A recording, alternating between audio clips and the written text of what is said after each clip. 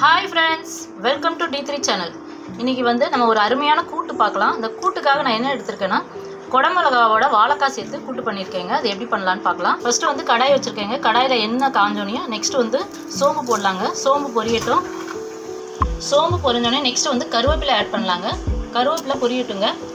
கருவேப்பிலை வெடிச்சோடனே நெக்ஸ்ட்டு என்னென்னா ஒரு ஆனியன் கட் பண்ணி வச்சுருக்கேங்க. பெரிய ஆனியன் கட் பண்ணிட்டு அந்த ஆனியனை நம்ம போட்டுடலாம்.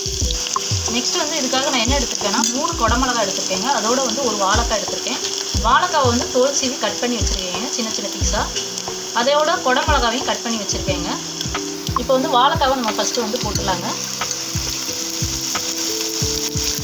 இந்த வாழைக்காவை அப்படியே ஒரு 2 மினிட்ஸ் அந்த எண்ணெயிலே வதக்கலாங்க. 2 மினிட்ஸ் வதக்கியாச்சு. நெக்ஸ்ட்டு நம்ம என்ன பண்ணுறோன்னா குடமிளகாய் கட் பண்ணியிருக்க குடமிளகாவை இதில் போட்டாங்க. அதே ஒரு 2 மினிட்ஸ் எண்ணெயில் நல்லா வதக்கலாம். இதை ஒரு 5 மினிட்ஸ் சிம்மில் வச்சுட்டு ஸ்டவ்வை சிம்மில் வச்சுட்டு ஒரு 5 மினிட்ஸ் நல்லா வதக்கிக்கலாங்க அந்த எண்ணெயிலேயே. இப்போ யூஸ்வலாக குடமிளகானாலே அது ஃப்ரைட் ரைஸில் தான் நம்ம மேக்ஸிமம் அதை யூஸ் பண்ணுவோம். இந்த மாதிரி கூட்டு பண்ணிங்கன்னா கூட டேஸ்ட்டாக இருக்குங்க. காய் நல்லா வதங்கிடுச்சுங்க. நெக்ஸ்ட்டு நம்ம என்ன பண்ணுறோன்னா தண்ணி ஊற்றி ஒரு கொதி வரட்டும். தண்ணி ஒரு கொதி நம்ம மிளகாத்தூள் ஆட் பண்ணலாம். ஸோ இதுக்கு தேவையான தண்ணி நம்ம ஊற்றிக்கலாங்க. தண்ணி கொஞ்சமாக ஊற்றுங்க. ஒரு கிளாஸ்லேருந்து 1.5 கிளாஸ் அளவுக்கு தண்ணி ஊற்றுங்க. இல்லைனா காய் மூழ்கிற அளவுக்கு ஊற்றுங்க. அது கரெக்டாக இருக்கும் நமக்கு வெந்து வர்றதுக்கு. ஏன்னா வாழைக்காவும் குயிக்காக வெந்துடும். அதே சேம் டைம் குடமிளகாவும் சீக்கிரம் வெந்துடும். இப்போ கூட்டுக்கு தேவையான உப்பு இதில் போட்டுடலாங்க. ஸோ காய் நமக்கு ஒரு கொதி வந்துருச்சுங்க. நெக்ஸ்ட்டு என்னென்னா வீட்டில் அரைச்ச குழம்பு மிளகாத்தூள் நான் 1 ஸ்பூன் போடுறேங்க. காரம் உங்களுக்கு எவ்வளவோ அதுக்கு தகுந்த மாதிரி நீங்கள் ஆட் பண்ணிக்கோங்க. இப்போ காயோடு சேர்த்து இந்த மசாலாவும் நல்லா பெரட்டி விட்டுக்கோங்க. பெரட்டி விட்டு இது நல்லா வேகட்டுங்க காய். இப்போ இந்த கூட்டில் நம்ம என்னென்னா தேங்காய் ஆட் பண்ணுறோங்க. ஸோ காய் வேகங்களே நம்ம போய் என்ன செஞ்சுக்கலாம்னா தேங்காய் அரைச்சிட்டு வந்துடலாம். இந்த தேங்காயோட 1/2 ஸ்பூன் ஜீரகம் போட்டு நான் அரைக்க போகிறேங்க.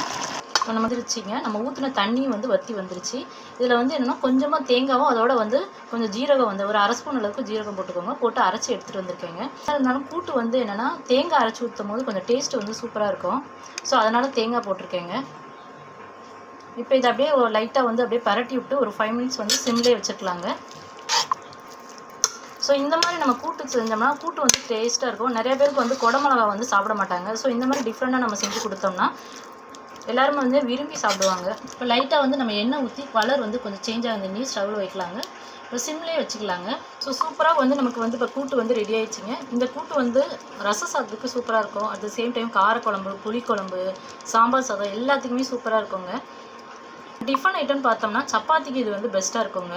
இப்போ நான் இங்கே வெஜிடபிள்ஸ்லாம் போட்டு ஒரு கிரேவி மாதிரி பண்ணுறீங்க அப்படின்னா அதுக்கு நீங்கள் சைடிஷாக பண்ணுறதா இருந்தால் இதை சப்பாத்திக்கு நீங்கள் சைடிஷாக பண்ணி செய்யலாங்க.